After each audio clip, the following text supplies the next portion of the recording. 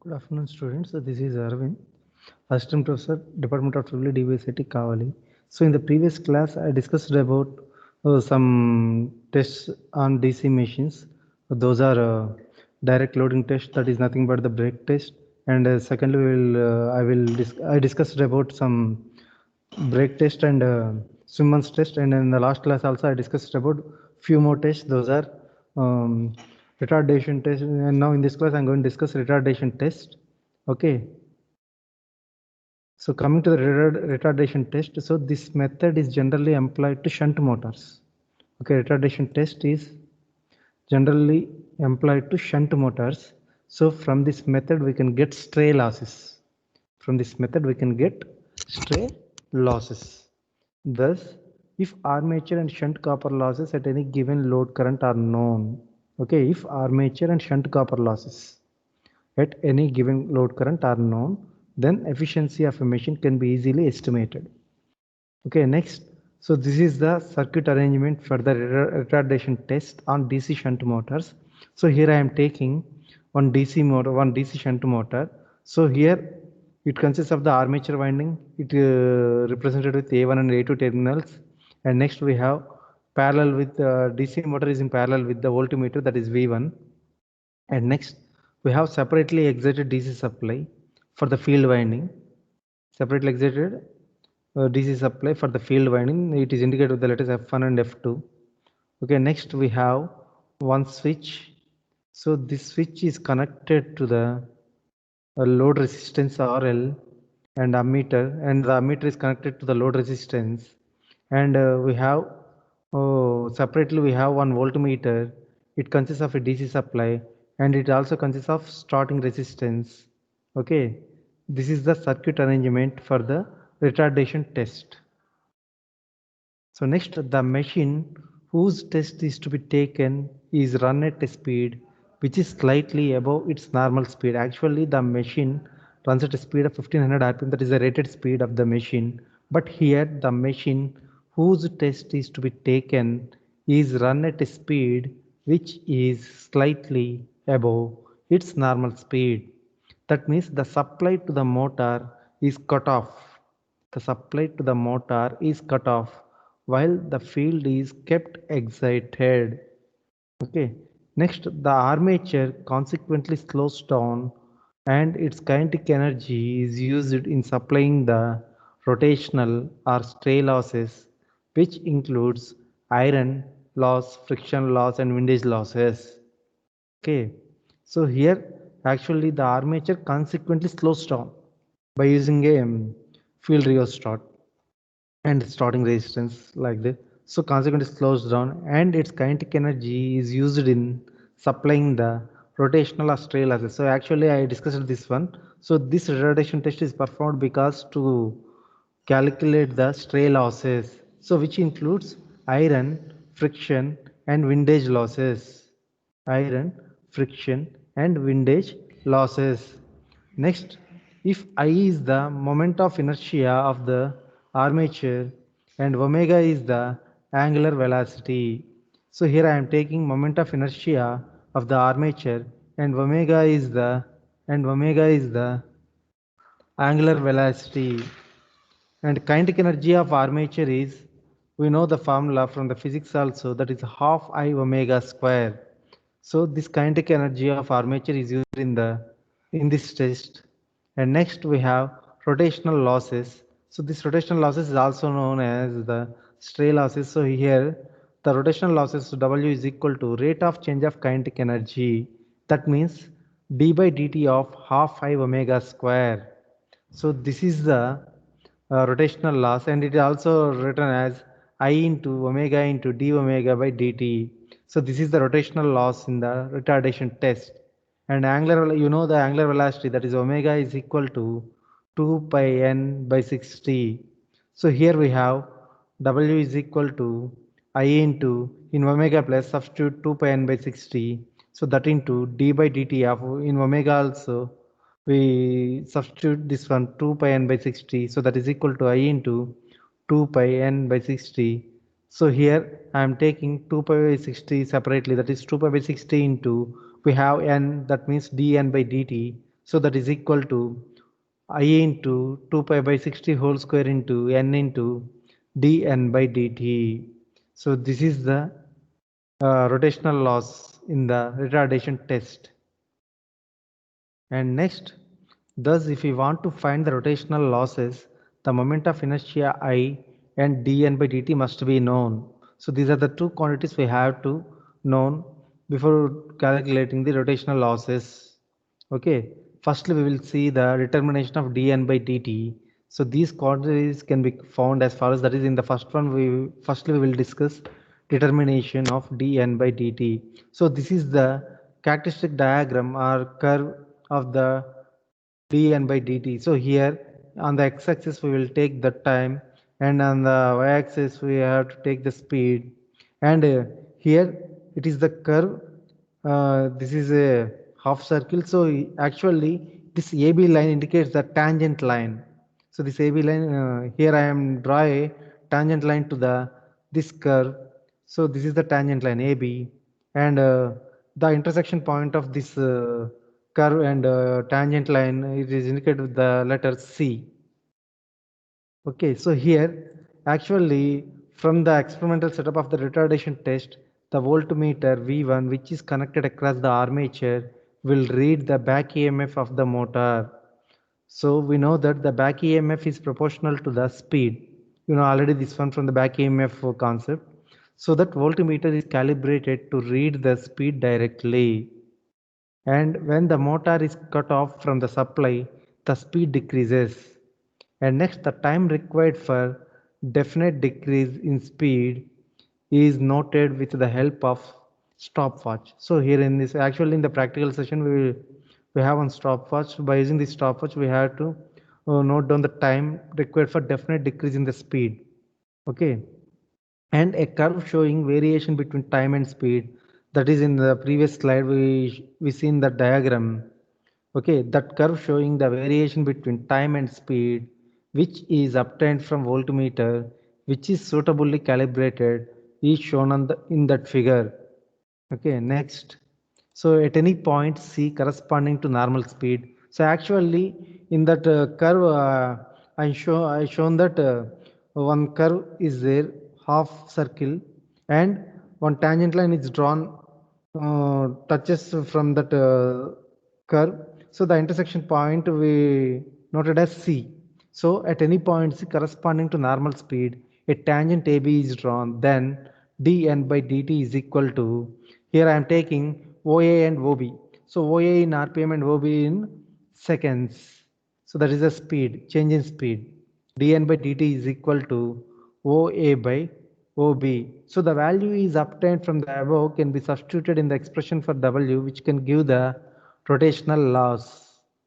So here, to determine the moment of inertia, determination of moment of inertia, two methods are used. So methods of finding moment of inertia in retardation test are, first one is using flywheel and second one is without using flywheel. These two methods are used to find out the moment of inertia in the retardation test. Coming to the first one, that is using flywheel in retardation test. So here the armature supply is cut off and time required for definite change in speed is noted. Okay, here the armature supply is cut off and the time required for definite change in speed is noted to draw the corresponding curve as we have drawn in the previous case, that in the determination of dn by dt. So at that time we drawn one curve. Okay, so based on that curve, this is also drawn. So this curve is drawn correspond considering only armature of the machine. So this curve is drawn considering only armature of the machine. Next, now a flywheel with known moment of inertia, say I1, is keyed onto the shaft and the same curve is drawn again. So here we are taking a flywheel with known moment of inertia, that is I1, is keyed onto the shaft and the same curve is drawn again. So that curve in the determination of dn by dt, that curve is again drawn. Okay. So next, the slowing down time will be extended. The slowing down time will be extended as combined moment of inertia of the two is increased. Combined moment of inertia of the two is increased. So for any given speed, that is dn by dt1 and dn by dt2 are determined same as previous case. So in the previous case, we calculated dn by dt, determined the dn by dt value, but here I am taking two times, that is for any given speed dn by dt1 and dn by dt2 are determined. Okay, next it can be seen that the losses in both the cases are almost same as addition of flywheel will not make much difference to the losses. Okay, so that means the losses in both the cases are almost same. Okay, as addition of flywheel will not make much difference to the losses. That is, inclusion of flywheel will not make any difference to the losses. Okay. Next, so in the first case where flywheel is not there, so in the first case where flywheel is not there, then the losses, that is the W is equal to 2 pi by 60 whole square into in into dn by dt1. And after that, adding the flywheel to the motor armature, in second case, we get 2 pi by 60 whole square into I plus I1. So here we are adding the moment of inertia. So that is I plus I1 into n into dn by dt2. So from this one I am writing in dn by dt1 is equal to I plus I1 into n into dn by dt2. Here I am equating the first without flywheel and inclusion of flywheel, that is in into dn by dt1 is equal to I plus I1 into n into dn by dt2. So from this one we will rewrite this equation as I plus I1 by I is equal to dn by dt1 by dn by dt2, dn by dt1 by dn by dt2. And next, from this one I am writing I is equal to I plus I1 into dn by dt2 by dn by dt1.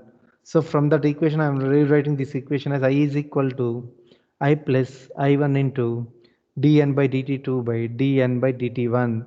So from this one I am writing I is equal to I1 into dn by dt2 divided by dn by dt1 minus dn by dt2.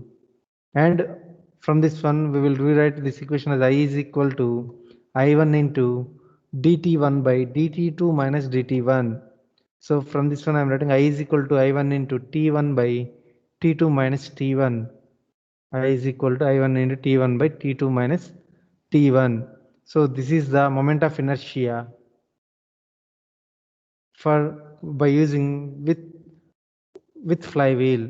And next, coming to the second case, that is without using flywheel. So in this method, time is noted for the machine to slow down by say 5% considering the armature alone, considering the armature alone.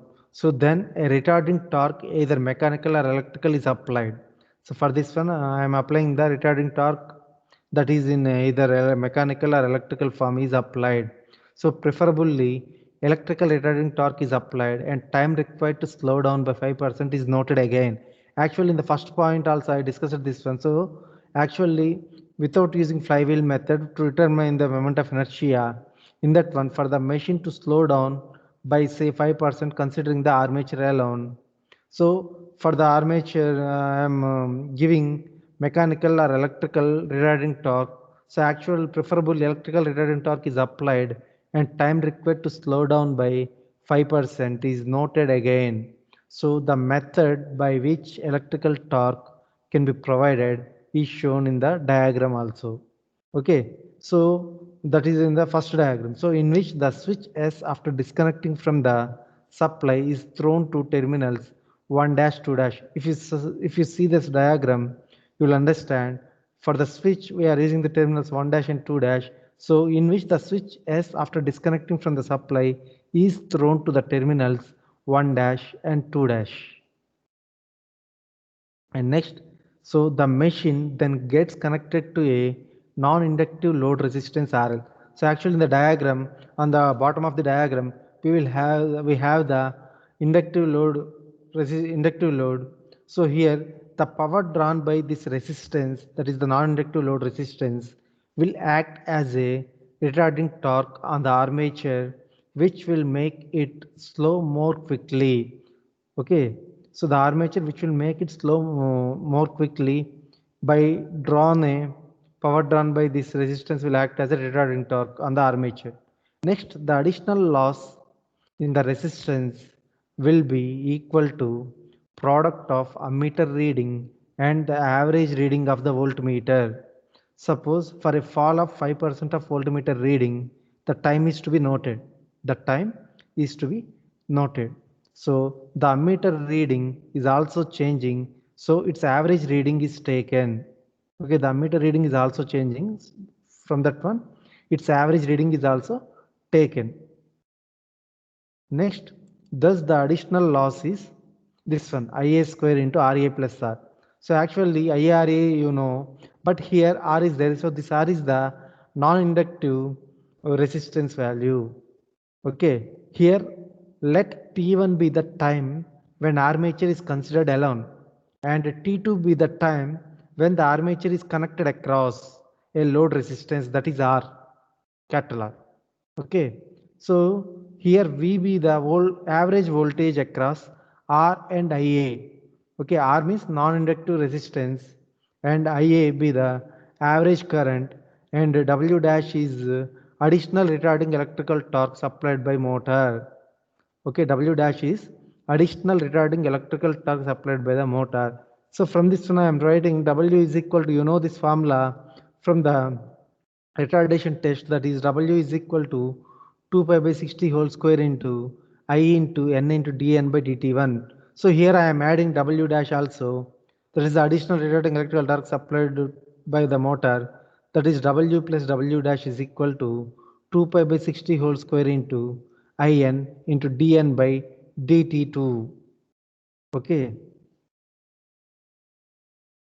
Next, so if dN, that is change in speed, okay, is same in two cases, then we will write this equation, that equation as W plus W dash by W is equal to 1 by dt2 by 1 by dt1. So from this one we will rewrite this one as dt1 by dt2, that is equal to t1 by t2.